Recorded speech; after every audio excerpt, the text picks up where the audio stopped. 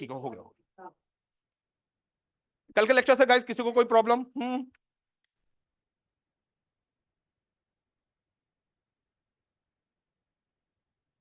तो गांधी जी आए थे क्लास ऑन 9th जनवरी 1950। तो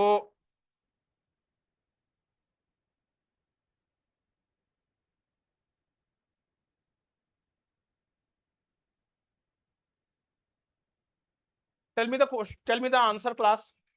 ध्यान रखिएगा, कल फिजिकल ज्योग्राफी की क्लास में एटलस लानी है। एटलस नहीं लाओगे तो समझ नहीं आएगा। ओके, अब कुछ दिनों एटलस कंपलसरी है, ठीक है? एटलस जरूर ले आइएगा। और मेरे ख्याल से सभी ने ऑक्सफोर्ड स्टूडेंट एटलस परचेज कर ली होगी, सभी के पास ऑक्सफोर्ड स्टूडेंट एटलस है। और ध्यान रखिएगा, जो लोग उत्तराखंड पीसीएस के लिए हैं क्लास, आपके पास सिर्फ 40 दिन शेष है, अगर एग्जाम पीछे नहीं गया तो now just 40 days are there. आज 4 जून हो ही गई है, 4 जुलाई 30 दिन और 10 दिन 14, you have got 40 days। Okay, तो बी सीरियस। और आज जो पढ़ाऊंगा उससे प्रोबेबली क्वेश्चन बनेगा। तो गांधी जी की एंट्री होती है आपके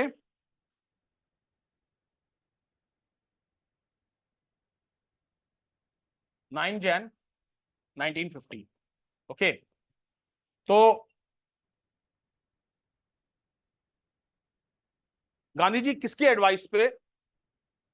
हाँ, very good, very good, excellent. हाँ, गोपाल कृष्ण गोखले के एडवाइस पे वो इंडिया पे रिटर्न रहते हैं। और गांधी जी ने अपना पहला आश्रम कहाँ बसाया था? Sabarmati, Sabarmati, very good, very good. नहीं सर, गलत है। गांधी जी के इंडिया में 3 आश्रम रहे। गांधी जी के इंडिया में 3 आश्रम रहे। ओके, चलो ठीक है, अभी पहला आश्रम मैं बता दूंगा। एक साबरमती आश्रम था, दूसरा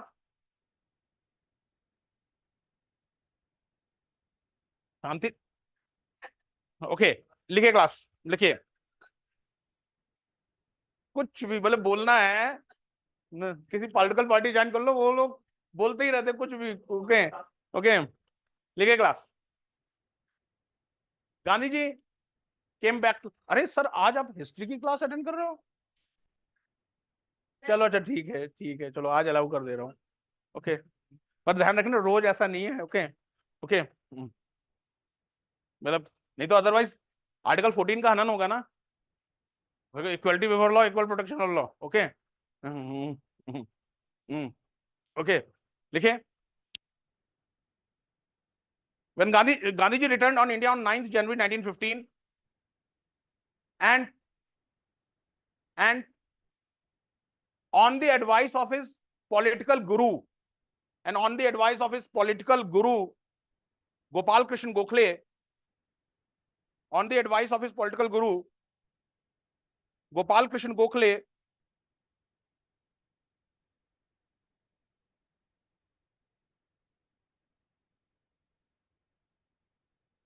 अरे यार एकदम से गोपाल कृष्ण गोखले, डोंट अभी एकदम से मत डिस्टर्ब करो। Gopal Krishna Gokhale refrained himself to join refrained himself to join the Congress immediately, refrained himself to join the Congress immediately, but instead he preferred to tour the country. But instead he preferred to tour the country. Tour the country.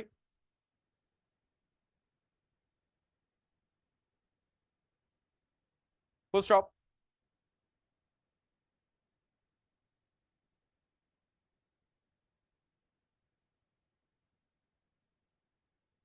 On 25th May 1915,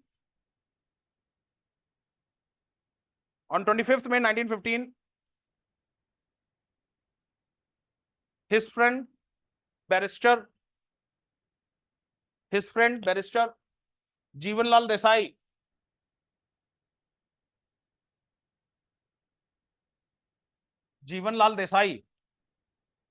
his friend barrister Jivanlal Desai donated the land to Gandhiji and he established his first ashram and he established his first ashram known as Kochrab आश्रम। ध्यान रखिएगा, first आश्रम known as Kochrab आश्रम। अच्छे अच्छे students को नहीं मालूम होगा, गांधी जी का पहला आश्रम कोचरब आश्रम था। साबरमती तो 1917 में बना था। He established his first ashram at Kochrab Ashram, which is located near Ahmedabad,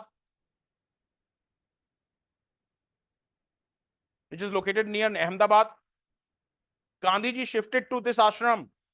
ये आपकी किताबों में भी नहीं दे रखा है। हाँ हाँ हाँ हाँ, नहीं नहीं, ये अहमदाबाद का, सौराष्ट्र अहमदाबाद, अगर आप देखोगे फिजिकल मैथ ज्योग्राफी में। ओके, हाँ हाँ हाँ, आगे है। ओके, ये within the British province में, बॉम्बे प्रेसिडेंसी में आ जाता है। हाँ, okay. Gandhi ji shifted in this ashram on 20th July 1915 along with his followers 20th July 1915 along with his followers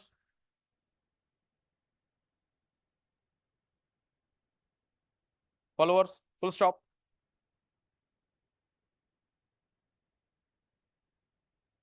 next line,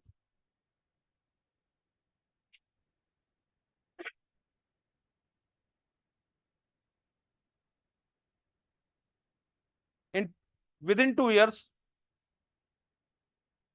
Gandhiji started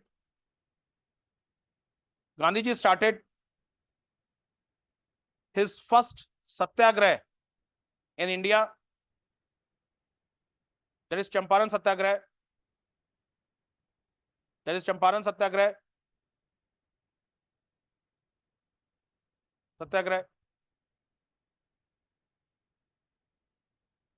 from Sabarmati Ashram,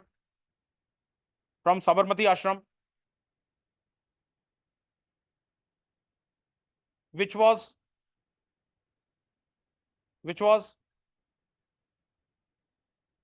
his second ashram in India,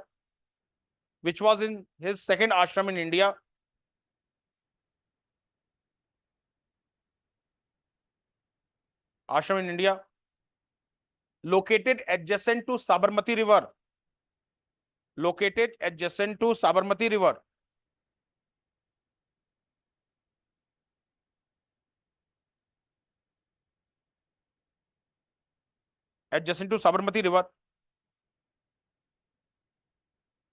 From Sabarmati Ashram, Gandhiji launched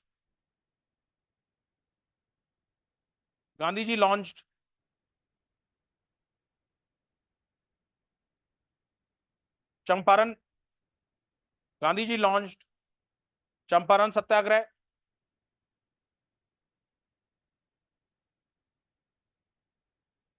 Kheda Satyagrah,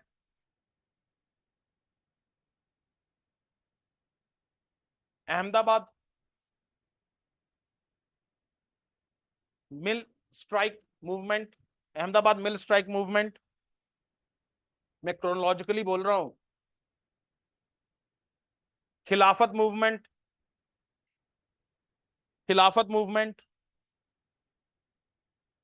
just minute guys, civil disobedience movement, CDM, क्योंकि civil disobedience movement ने ही, गांधी जी ने ये कहा था दांडी मार्च से पहले कि जब तक स्वराज नहीं मिलेगा मैं अपने इस आश्रम लौटूंगा नहीं। तो स्वराज तो मिला नहीं था, तो गांधी जी को दूसरे आश्रम में शिफ्ट होना पड़ा था। दैट इज, जब Gandhi ji civil disobedience movement कर रहे थे तो गांधी जी ने एक प्रण लिया था, जब तक स्वराज नहीं मिल जाएगा I will not come back to this. तो स्वराज तो मिला नहीं था। ओके, तो गांधी जी ने वर्धा आश्रम, ओके लिख लीजिए class. Gandhi ji launched individual satyagraha in 1940,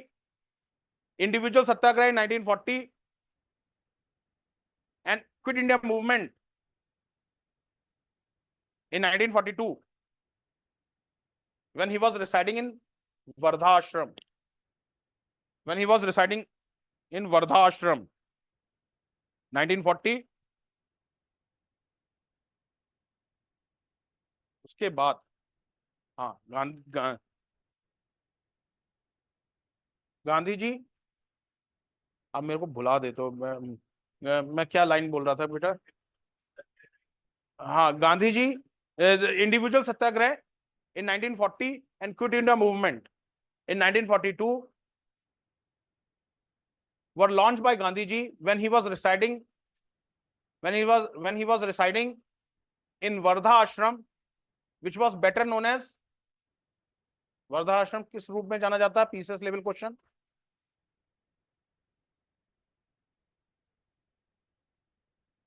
वो तो वर्धा एजुकेशन सिस्टम था sir. Which was better known as Sevagram ashram, which was better known as Sevagram ashram.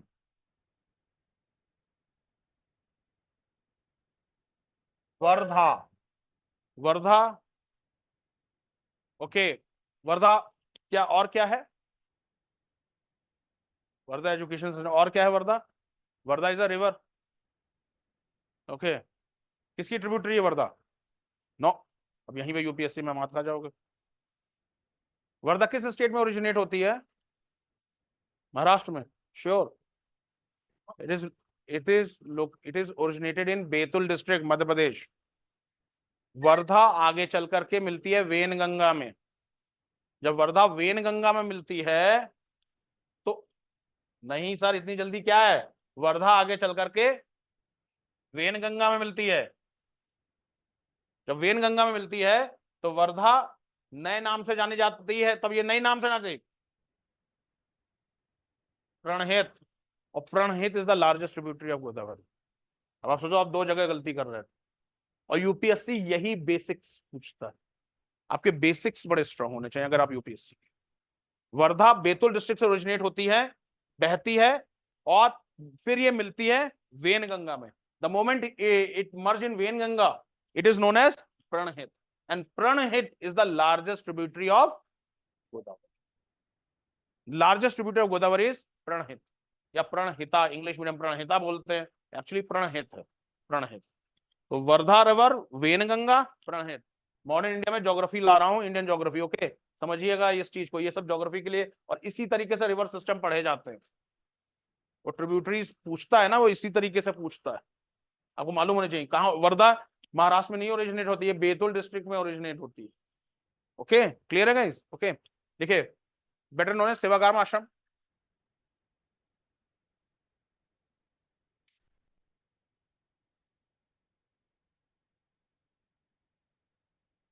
Sadaqat ashram किसका था।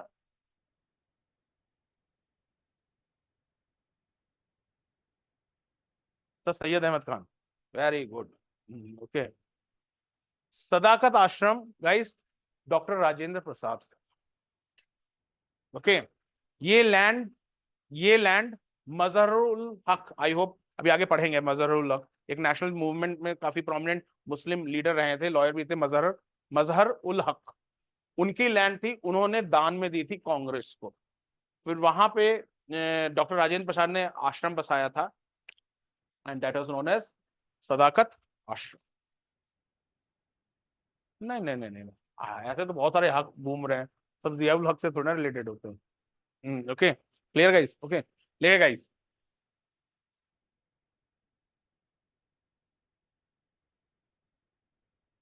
तो यहाँ पे ध्यान रखिएगा, मैं आपको दो, और दो इनके वो करा चुका हूँ मूवमेंट, चंपारण और खेड़ा। अ, यहाँ किस किसने चंपारण खेड़ा मेरे से नहीं किए हैं, मैं हमको पर्सनली वीडियो भेज दूंगा, दो, तीन, ओके, ठीक है, ओके। मैं आप और क्योंकि बाकी लोगों को तो अभी अभी तो फिलहाल आपका ऑनलाइन एक्सेस है, पर डेफिनेटली आपको ढूंढने में बहुत दिक्कत होगी सारे chapter, I know very well कि कहाँ पे हैं। मैं आपको चंपारण और खेड़ा भेज दूंगा, देख लीजिएगा, बड़ा इंपॉर्टेंट है, ओके। चंपारण और खेड़ा, ठीक है। नेक्स्ट हेडिंग डाली class, Ahmedabad mill strike, Ahmedabad mill strike.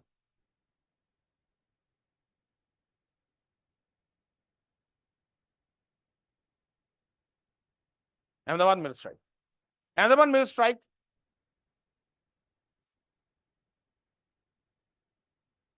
Doctor Rajendra Prasad किस स्टेट के थे,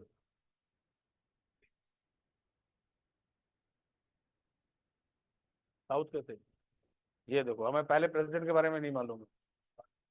बिहार, बिहार, सदाकत आश्रम। अब देखो समझ रहे हो, पहले सपोज सारे आश्रम की क्रोनोलॉजी भी पूछ सकता है ये यूपीएससी, बड़ा बदमाश है। सारे आश्रम की, फिनिक्स, फिनिक्स के बाद टोलेस्टॉय, टोलेस के बाद कोचरब, कोचरब के बाद साबरमती, साबरमती के बाद वर्धा, सेवाग्राम। इसको वो इधर उधर हैफेजरमेंट आएगा और कहेगा गांधी जी के आश्रम, गांधी जी के आश्रमों को on the way of chronology arrange कर दीजिए। तो पहला फिनिक्स बना था, फिनिक्स के बाद कैलेनबैग के द्वारा टोलेस्टॉय फॉर्म बनाया गया, टोलेस्टॉय के बाद क्या आपके कोचरब, कोचरब के बाद साबरमती, साबरमती के बाद ओके। और ये क्वेश्चंस यूपीएससी स्टैंडर्ड के क्वेश्चंस।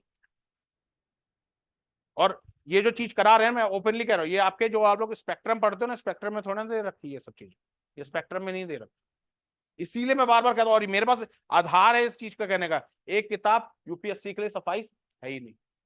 लोग कहेंगे ना ये किताब, किताब मैं आपको 10 ऐसे क्वेश्चन भी दिखा दूंगा 2019 से 2022 के क्वेश्चन, तो बल्कि मैं शायद लेके आया था, सेव नहीं कर पाया मैंने अपने डेस्कटॉप में लगा के रखे थे, मैंने पेन ड्राइव में ट्रांसफर नहीं कर पाया।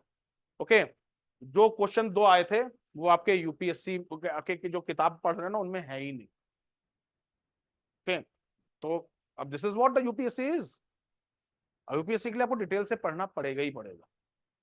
ओके, क्योंकि प्रीलिम्स बड़ा अनसर्टेन हो गया है इस यूपीएससी। ओके, लिखिए, Ahmedabad mill strike which was Ahmedabad mill strike in 1918 was one of the most important historical event, was one of the most important historical event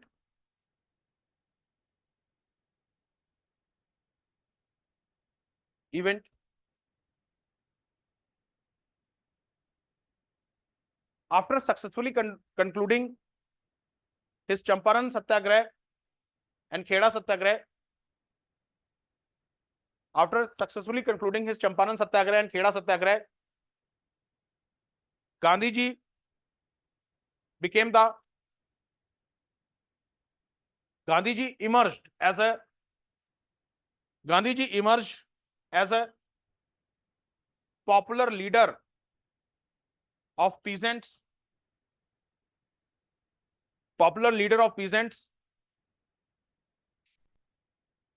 and when he successfully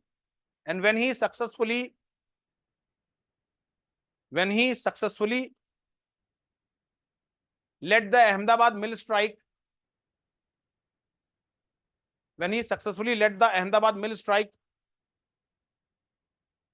he also got the support of labor and working class.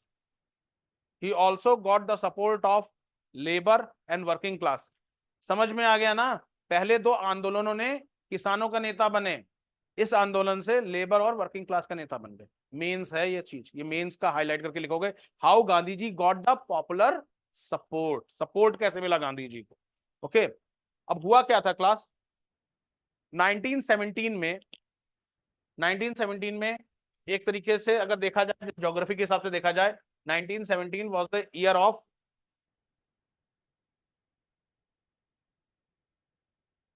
La Nina. Okay, okay, La Nina का form meaning, El Nino का form मतलब little boy, Christ child El Nino का, और La Nina का form है girl child. Okay, La Nina जब भी आता है इंडिया में मानसून बहुत अच्छा, लास्ट इंडिया में मानसून इसलिए अच्छा नहीं होता था क्योंकि ला नीना और एल नीनो की कंडीशन थी। एल नीनो लास्ट ईयर कैसे चल रहा था, प्रिवेल चल रहा था, इस बार सुनने में आया कि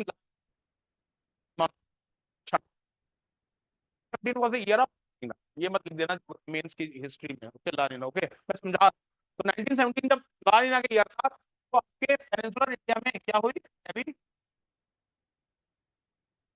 कारण से क्रॉप डैमेज होने के साथ साथ एक बीमारी हो गई, कहा गया प्लेग। ठीक है,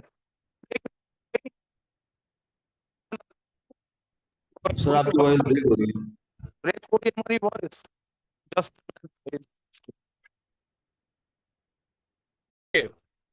तो मिल ओनर्स ने उनके वर्कर्स छोड़कर ना जाएं, इसलिए उनको प्लेग बोनस दिया। ओके, प्लेग बोनस दिया। हम भारतीयों को वैसे ही मतलब थोड़ा फ्री की चीज मिल जाए तो आदत पड़ जाती है। फिर जब कंडीशन 1 साल बाद ठीक ठीक होने लग गई, तो प्लेग बोनस तो बीमारी के लिए दिया गया था कि भाई जब कंडीशन नॉर्मल हो गई, मिल ओनर्स ने वो प्लेग बोनस वापस ले लिया। और वर्कर्स चिढ़ गए कि ये क्या, इतनी महंगाई में आपने हमें 20% जो प्लेग बोनस दिया था, हम इस पे काम नहीं करेंगे। उन्होंने अहमदाबाद में स्ट्राइक कर डाली। अब जो वर्कर्स थे वो डटे पड़े थे कि at least 50% hike in the salary. Mill owners का 50% हाइक हमारे प्रॉफिट नहीं होता, स्ट्राइक हो गई। ओके, यहां पे किसने गांधी जी को कॉल किया था?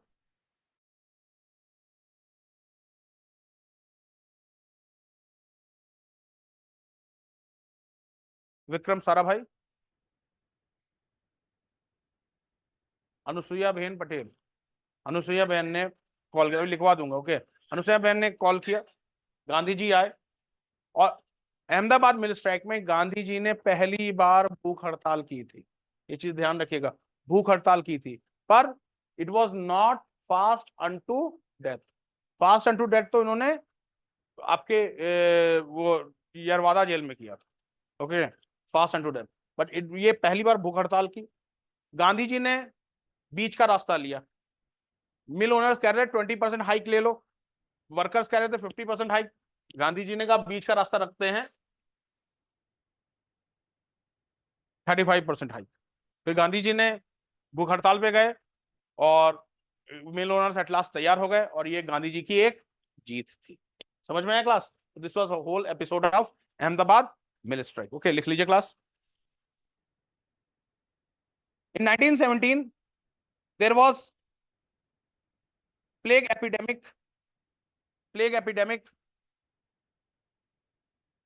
claiming thousands of lives in Ahmedabad, claiming thousands of lives in Ahmedabad.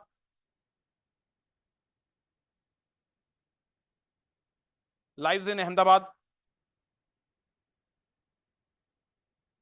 During this period, employers gave,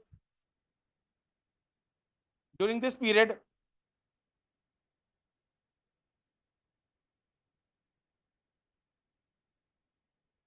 employers gave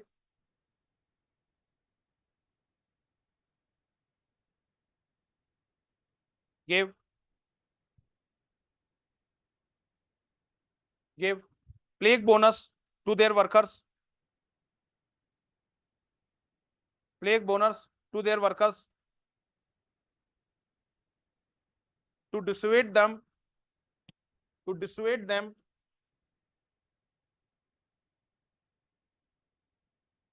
to dissuade them from fleeing to from fleeing Ahmedabad, to dissuade them from fleeing Ahmedabad, fleeing FLEEING, fleeing from Ahmedabad.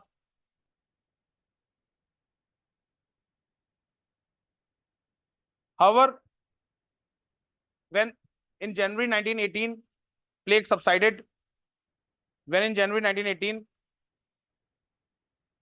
plague subsided,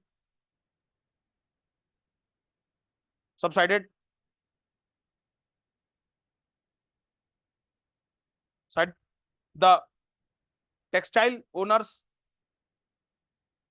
stopped the plague bonus,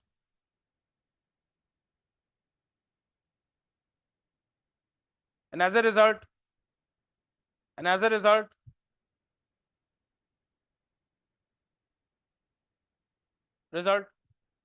the workers demanded 50% rise in DA, 50% rise in DA,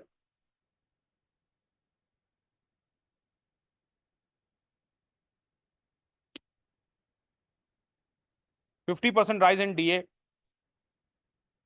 DA dearness allowance. Okay, महंगाई भत्ता, DA। अगर नहीं मालूम है तो dearness allowance लिख लेना, ये नहीं कि सिर्फ DA लिख देना। डियरनेस अलाउंस मतलब महंगाई भत्ता। ओके, जब आप सरकारी नौकर बनोगे ना, तो आप हमेशा डीए के ऊपर चक्कर में रहोगे कि हाँ कितना % डीए बढ़ रहा। Okay, DNS allowance. Okay, the factory owners denied the DA,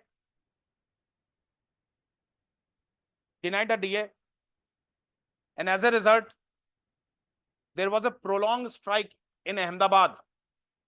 There was a prolonged strike in Ahmedabad.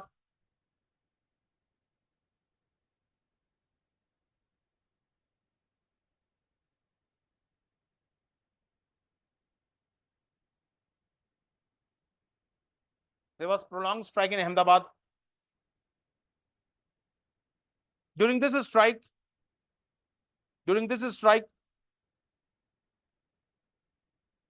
Anusuiya Sarabhai, ये विक्रम साराभाई की बहन थी।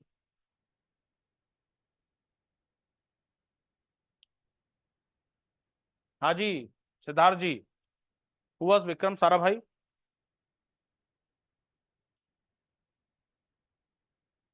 शादी उनके बाद में हुई थी। आप पॉलिटिक्स ज्वाइन करो बेटा, ज्यादा सूट करती है, 40 दिन बाद एग्जाम है। Vikram Sarabhai is known as father of Indian space. Okay, father of nuclear technology, nuclear bomb. अभी अपने मतलब फंडामेंटल स्ट्रॉन्ग करो, Homi J Bhabha. Okay, Vikram Sarabhai is known as father of Indian space. Okay, Indian space technology के जो प्रणेता थे वो विक्रम साराभाई। ओके, क्लियर है? तो अनुसुईया साराभाई आपके विक्रम साराभाई की रियल सिस्टर थी। Okay, and she asked the help of. तो क्वेश्चन बनता है, इफ यू रिमेंबर, चलिए भव्य जी बताइए, गांधी जी को लखनऊ में किसने कहा था चंपारण आने को? हाँ, राजकुमार शुक्ल ने बोला था। ओके, ये सब बड़े इंपॉर्टेंट है। राजकुमार शुक्ल ने गांधी जी को चंपारण आने को बोला था। अनुसुईया साराभाई ने गांधी जी को अहमदाबाद आने को बोला था। Okay, Gandhi ji suo motu on its own नहीं पहुंचे थे, किसी ने रिक्वेस्ट किया था। ओके, लिख लीजिएगा। अनुसुईया साराभाई,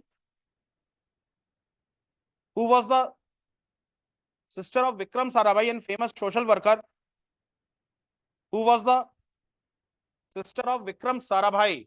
यहां सभी को मालूम है विक्रम साराभाई कौन थे? Father of Indian space technology. इन्होंने पहला रॉकेट कहां से लॉन्च किया था? तुम्बा से। तुम्बा कहां है? केरला में, बिल्कुल बॉर्डर पे, on the border of Tamil Nadu and Kerala. Okay, देखिए, she was the sister of Vikram Sarabhai and a social worker. She requested Mahatma Gandhi to intercede.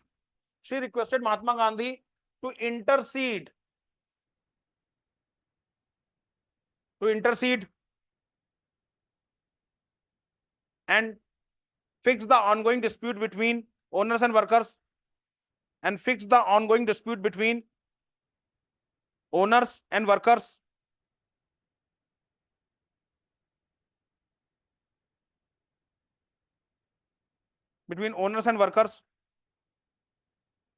Full stop.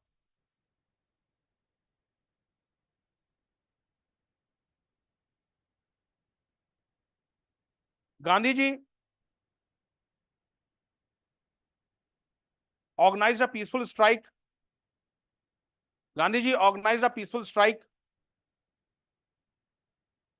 Where he also went on hunger strike for a first time. Where he also went on a hunger strike for the very first time.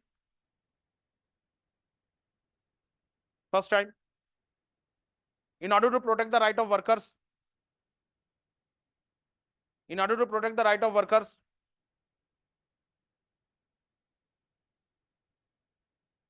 Gandhiji demanded 35% wage hike for workers. Gandhiji demanded 35% wage hike for the workers.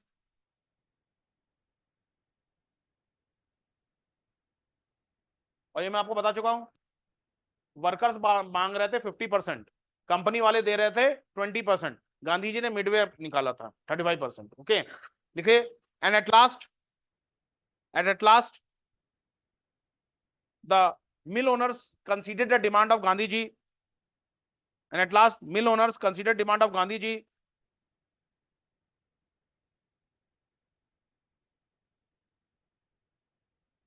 considered demand of Gandhi ji, and this was his third victory in India, and this was Gandhi ji's third victory in India.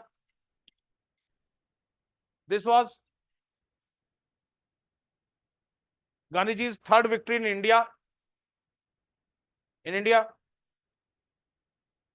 ईश्वर, मैं इस समय class में हूं, मैं class में हूं।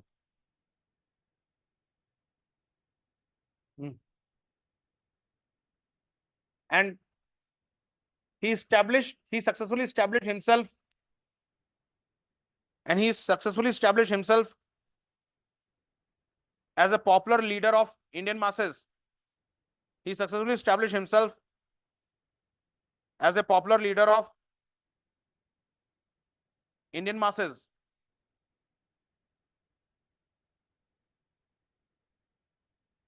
Leader of Indian masses. Through Ahmedabad mill strike,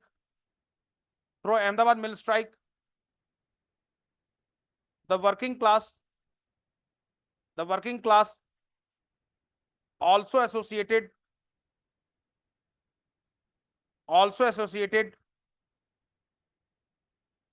themselves with Gandhi ji,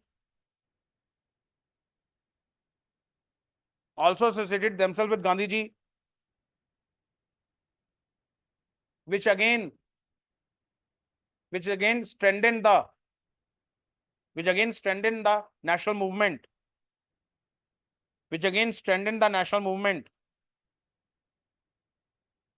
full stop. Clear है guys? Okay,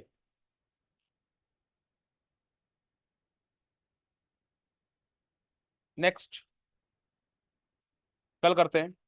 कल, आज आप लंबे समय पे बैठे हो। ओके, अब कितने लोग बैठे हैं 12 बजे से? एक दो बैठे हैं तो चले कर दें नेक्स्ट टॉपिक शुरू है, कर दें, कोई दिक्कत तो नहीं है? कर दें? ओके, हेडिंग डाली class, Rowlatt act, Rowlatt act, Rowlatt act.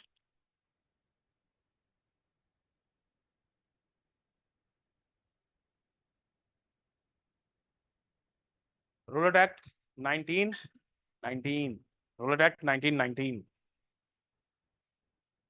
Okay, लिखिए, अब ये एक्ट क्या था आपके? We all know from 1914 to 1919 world war 1 चल रही थी। वर्ल्ड वॉर 1 के दौरान इंडिया में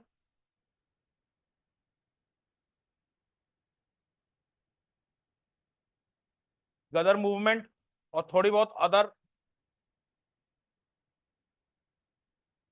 रेवोल्यूशनरी एक्टिविटीज हुई। In order to curb this revolutionary movement और Ghadar movement, the British government passed the anarchical crime activity act which was known as Roulette Act. This act was passed by the Sydney Roulette, was forwarded by the Sydney Roulette, जिसके नाम पे ये roulette act पड़ा। और इस roulette act के protest में ही कौन सा इंसिडेंट हुआ था? जलियांवाला बाग। ध्यान रखिएगा, इस रोलेट एक्ट ने ही एक ऐसा स्पाइरल छोड़ा था जिससे इंडियन इंडिपेंडेंस और तेज हो गया। एक लिटमस वो था, एक तरीके कैटलिस्ट था एक तरीके से ये। This act was like a catalyst which speed up the national movement और national incidents in India. Okay, Rowlatt act के प्रोटेस्ट में ही जलियांवाला बाग हुआ। Okay, लिख रहा Rowlatt act. The British government passed the anarchical and revolutionary crime act, UPSC का prelims का question है।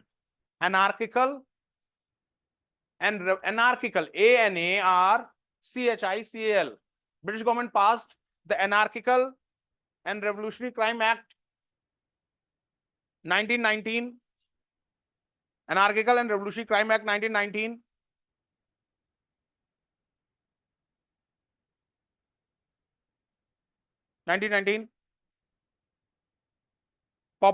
popularly known as Rowlatt Act, popularly known as Rowlatt Act, after Sir Sidney Rowlatt, after Sir Sidney Rowlatt, Rowlatt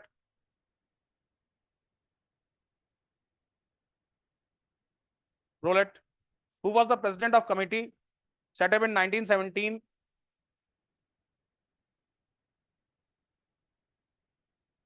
who was the president of committee set up in 1917 to look into the subversive activities, to look into the subversive activities, to look into the subversive activities, SUBVERSIVE, subversive activities। इस act के लिए कहा जाता था, इस act के लिए famous line थी, कोई वकील नहीं, कोई दलील नहीं, कोई अपील नहीं। मतलब एक तरीके से आज तो फिलहाल जैसे आज का एक तरीके से थोड़ा बहुत प्रिवेंटिव डिटेंशन है।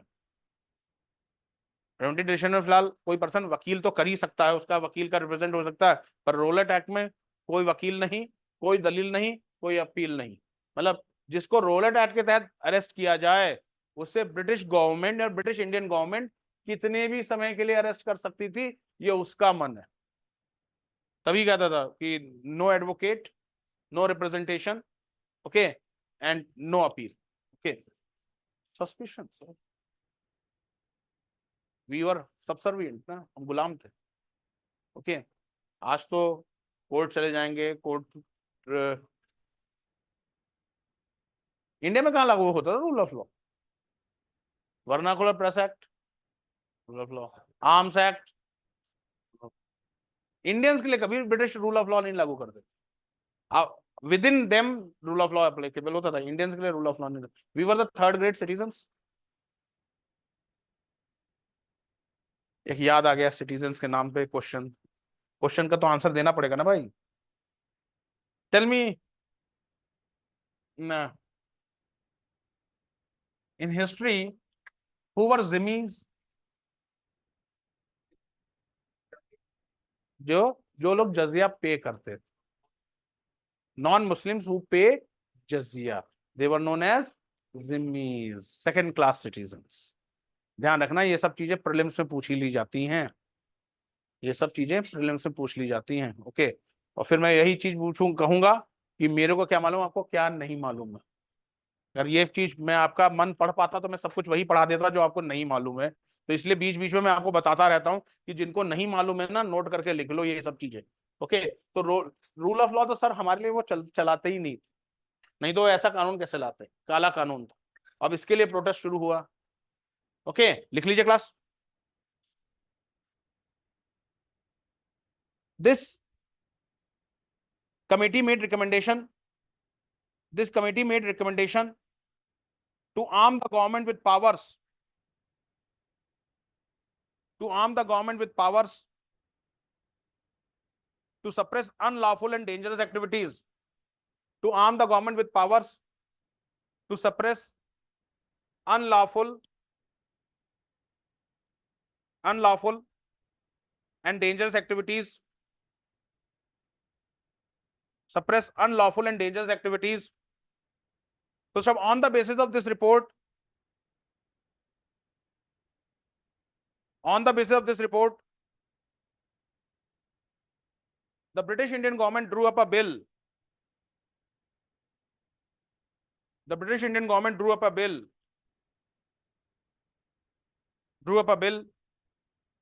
empowering itself. British Indian government drew up a bill empowering itself to bypass the due process of law, in empowering itself to bypass the due process of law so as to check terrorist activities, so as to check terrorist activities.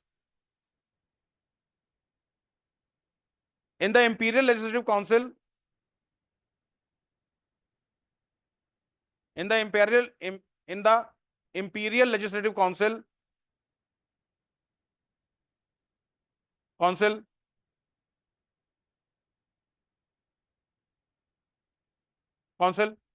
all the 22 elected Indian members, all the 22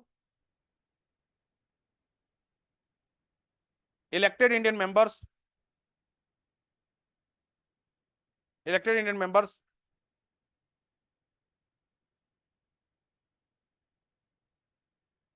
irrespective of their political alignments,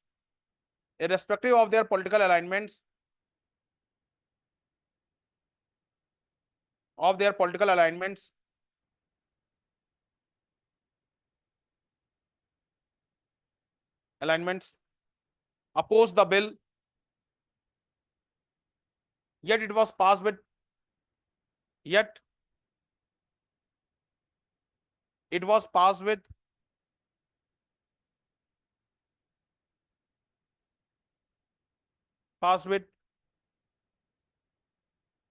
35 official members voting in favor, 35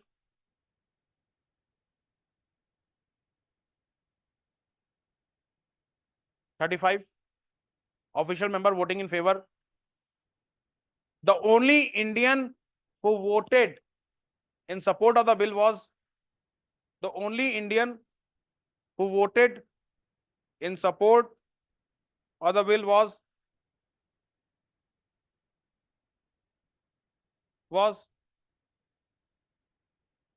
Sir C. Sankaran Nayar. Sir C. Chittur, CHETTUR, C. Sankaran Nayar.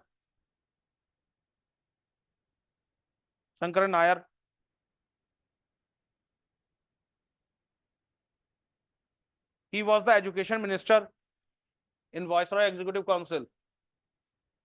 Education Minister in Viceroy Executive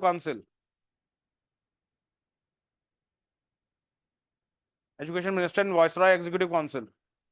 ये इकलौते Indian member थे जिन्होंने उस bill के favour में vote किया था। समझ में आ गया ना क्लास? लिखिए, this act was called as black act by Indians, काला कानून। This act was called as black act by and it came to be widely opposed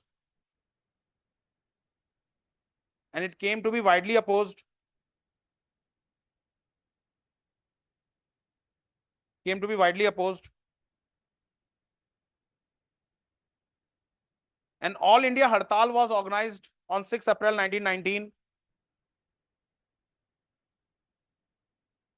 And all India Hartal was organized on 6 April 1919.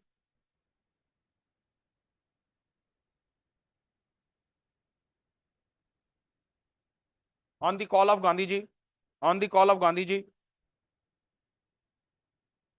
Meetings were held all over the country.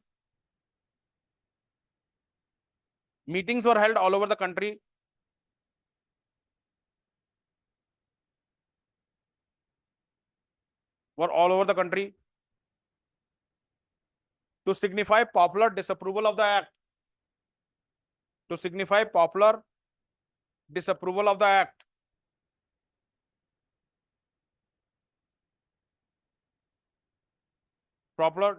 the act. Full stop.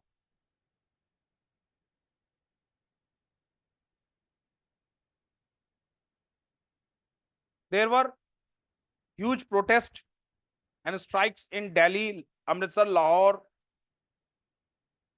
There were huge protests and strike in Delhi, Amritsar, Lahore, Multan. Jalandhar, Ahmedabad.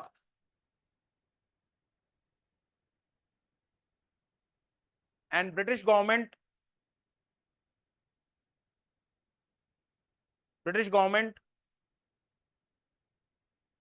subdued with a heavy hand,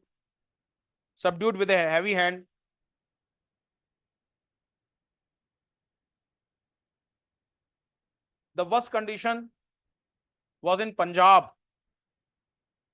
The worst condition was in Punjab.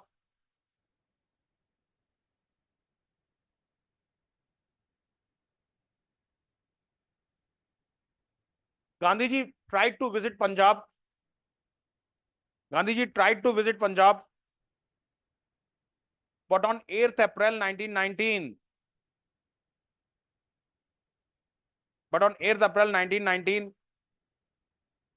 he was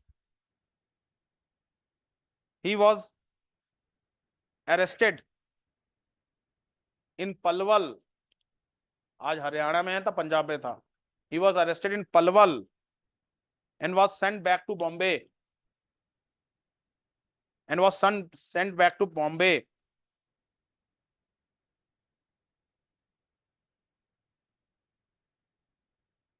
Full stop.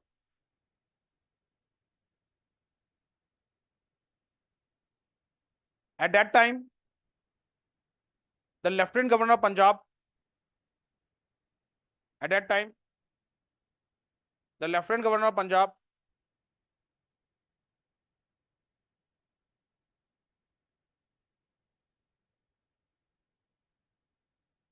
General Michael Francis O'Dwyer,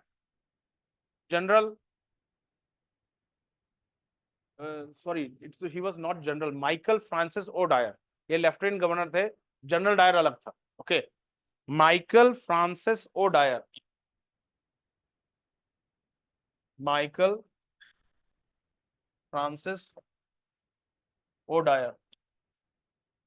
हाँ, Michael Francis O'Dwyer. He was the Lieutenant Governor of Punjab.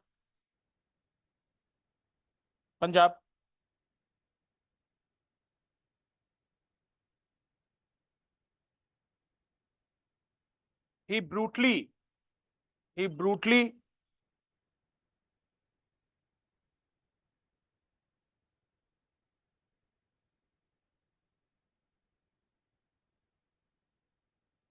या इसको लिख लीजिए कोई.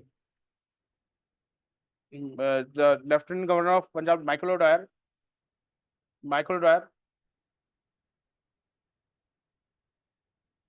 suffered the Indians in brutal ways.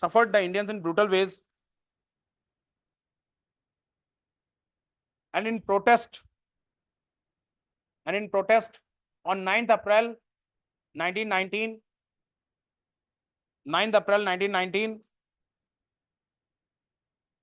a huge procession was organized on Ram Navami.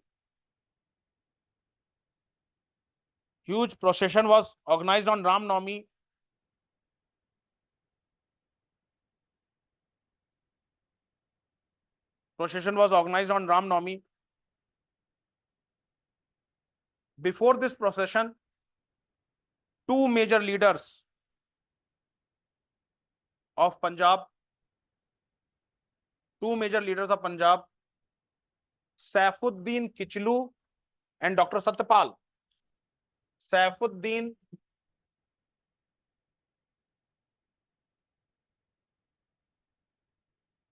and Dr. Satyapal were arrested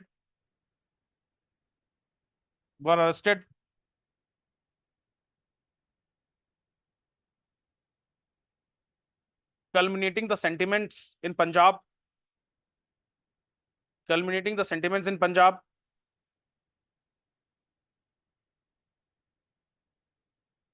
Full stop. Culminating the sentiments in Punjab. Full stop. तो यहाँ पे role attack खत्म होता है. हेडिंग डाली class, Jallianwala Bagh massacre. कल करेंगे क्योंकि इसमें हम कमेटीज भी करेंगे. ब्रिटिश की कौन सी कमेटी थी, इंडियंस की कौन सी कमेटी थी, कौन कौन मेंबर थे, और कोई बात नहीं, कल बता देंगे. ओके. तो कल जलियांवाला बाग मैसेकर, फिर वी विल स्टार्ट विद खिलाफत, और कोशिश करेंगे नॉन कॉपरेशन मूवमेंट का आपको हम भूमिका बता दें, so that from next Monday I will start with non cooperation movement. Okay, we will take it non cooperation movement, ठीक है। ओके, तो कल रोलेट एक्ट आज खत्म कर लिया, कल हम सीधा जलियांवाला बाग मैसेकर और खिलाफत मूवमेंट शुरू कर देंगे। इधर खिलाफत है, खिलाफत नॉन कॉपरेशन मूवमेंट पैरेलल ही चलती है एक तरीके से क्लास, ठीक है गाइस। तो कल आपकी सेम क्लास रहेगी। कल ज्योग्राफी में सेकंड चैप्टर शुरू होगा, ओके, और हिस्ट्री में जलियांवाला बाग शुरू होगा। और मेरे ख्याल से सर ने पॉलिटी में क्या कराया है आज? खत्म हो गया, खत्म हो गया, ओके। कल उनकी एक क्लास रहेगी, परसों, और परसों उनकी दो क्लासेस, परसों भी उनकी एक क्लास रहेगी। I think by Thursday he will finish with the polity. दो क्लासेस बची, ओके। और फिर मंडे को you will have the general science. General science, मैं फिर से कह रहा हूँ, ये अभी जनरल साइंस इस एग्जाम के लिए पढ़ लो, पर ये जनरल साइंस आपके आईएएस के लिए नहीं है। सिंपल क्या दे रहा हूँ, आईएएस के लिए है ही नहीं। ये मत सोचना ये जनरल साइंस आईएएस के लिए आएगी। आईएएस के लिए मैं पढ़ाऊंगा जनरल साइंस, ओके। तो ये अब आपके ऊपर है, अगर जिन्होंने एग्जाम भरा भर लेना, क्योंकि आईएएस में उतनी डिटेल से इतनी शॉर्ट नहीं पूछी जाती, और पीसीएस में जितना डिटेल से मैं पढ़ाता हूँ उससे आता तो है, बट मैं काफी डिटेल से आपको पढ़ा दूंगा जनरल साइंस। मैंने कहा ना, कहाँ 15 लेक्चर और कहाँ 45 लेक्चर, बहुत अंतर होता है 45 और 15 में, जस्ट 3 टाइम्स लेक्चर्स, ठीक है। ओके, तो see you tomorrow with polity and modern India, okay, वो geography and modern India, okay. Thank you, thanks lot. कोई क्वेश्चन तो नहीं है ना सर? Thank you.